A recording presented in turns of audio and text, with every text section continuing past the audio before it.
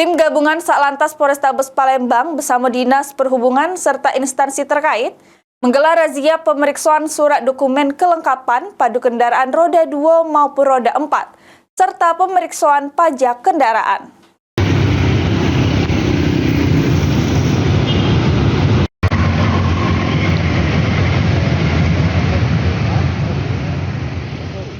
Tim gabungan Satlantas Polrestabes Palembang bersama Dinas Perhubungan serta instansi terkait menggelar razia pemeriksaan surat dokumen kelengkapan pada kendaraan roda 2 maupun roda 4. Dari pantauan PAL TV, razia tersebut digelar di Jalan Jenderal Sudirman, tepatnya di seberang Pasar Cinde, Palembang. Tampak sejumlah pengendara motor sama mobil disetop ke petugas untuk dilakukan pemeriksaan surat-surat sama pajak kendaraannya.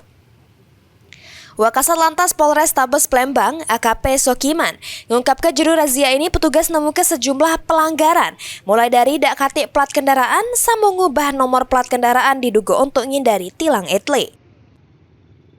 Ditambah ke AKP Sokiman, untuk jumlah kendaraan yang ditilang di tempat berjumlah belasan, baik roda 2 maupun roda 4.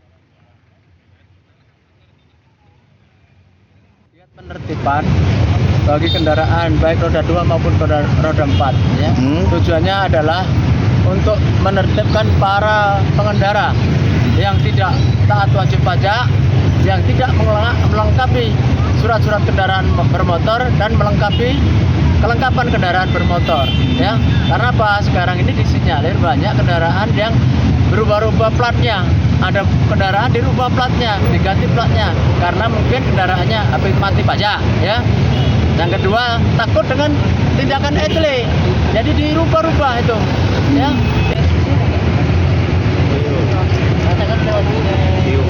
Lewat mana itu? Tadi kalau lewat sini. Ayo masuk.